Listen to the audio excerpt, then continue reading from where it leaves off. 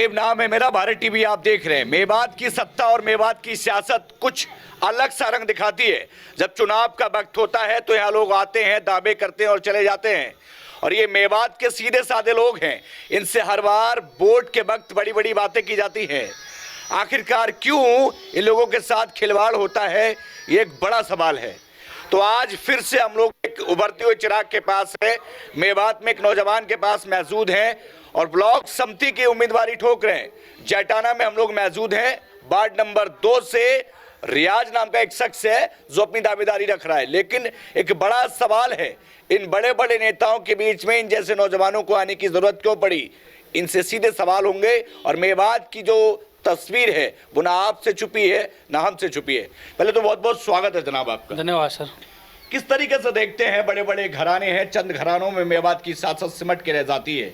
ऐसे में आप ब्लॉक समिति के उम्मीदवार हैं, जबकि जैटाना ही नहीं आसपास के जितने भी गांव हैं, ना सड़क है ना पानी है, और मेवात की अपनी एक दर्द भरी कहानी है। हाँ तो सर हम यही चाहते हैं कि जैसे हम ब्लॉक समिति के उम्मीदवार हैं जी, हम चाहते हैं सर अगर हमको मौका मिला तो हम अपने गांव में 2 गांव लगते हैं हमें सर, जैसे भी कोई भी समस्या है, सड़क समस्या हो गई सर, पानी की समस्या हो गई या फिर बिजली की समस्या हो गई, तो सर हम जैसे ही हमें मौका मिला तो हम पूरी समाधान करेंगे समस्याओं का। रियाज एक बड़ा सवाल है और तीखा सवाल है। मेवात के लोग बड़े सीधे और सादा हैं। बिल्कुल सर। इन्हें हर कोई चुनाव के वक्त खेल करके चला जाता है। हाँ सर, ये तो अगर आप बनते हैं तो ऐसा तो नहीं दो नंबर से आप बनने के बाद 9-2-11 हो जाए, आप भी नजर ना आए। नहीं सर, ऐसा कुछ नहीं है। आप इस पूरे गांव में सर्वे करके देखिए, दूसरा गांव गुबराड़ी उसमें भी सर्वे करके देखिए, ऐसा कुछ नहीं है सर। जितना प्यार मिल रहा है, जितना मान सम्मान मिल रहा है सर, मैं 1.5 साल से मेहनत कर रहा हूँ। इंशाल्लाह अगर ऐसा प्यार मिलता रहा तो हम जरूर कामयाब होंगे।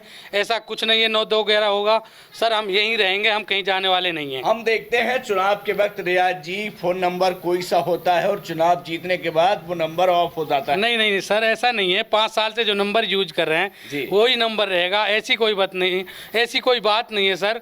बूढ़ा बड़ा या बच्चा नौजवान जो भी आएगा सबको मान सम्मान मिलेगा, ऐसी कोई बात नहीं है। नंबर बंद नहीं करेंगे सर। नंबर बंद करने से क्या मिलेगा हमको? चलिए एक सवाल आपसे कर लेते हैं। शिक्षा की बहुत अहम जरूरत है मेवात में जी, और चाहे वो मेवात का कोई सा इलाका हो, आप 2 नंबर से ताल ठोक रहे हैं जी। शिक्षा को लेकर के कोई काम जो आपने किया हो फिर आप करना चाहते हो?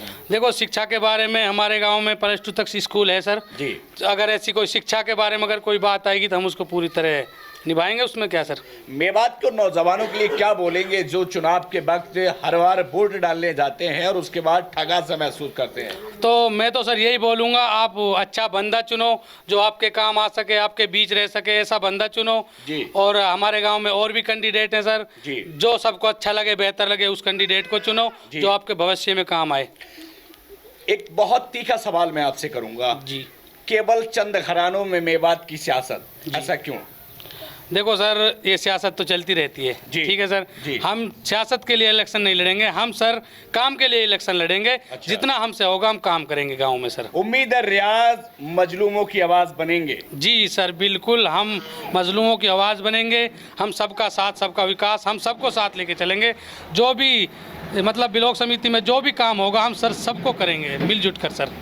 तो देखिए ये तस्वीर है, एक नौजवान जब चुनाव में आता है तो उसकी जो भाषा शैली है वो कुछ अलग होती है। रियाज से हमने बात की और रियाज से हमने जानना चाहा यदि इनको ब्लॉक समिति बनाया जाता है तो वाकई कुछ तस्वीर अलग होगी। लेकिन बड़ा सवाल है, क्या मेवात के उन नौजवानों के लिए हक मिल पाएगा?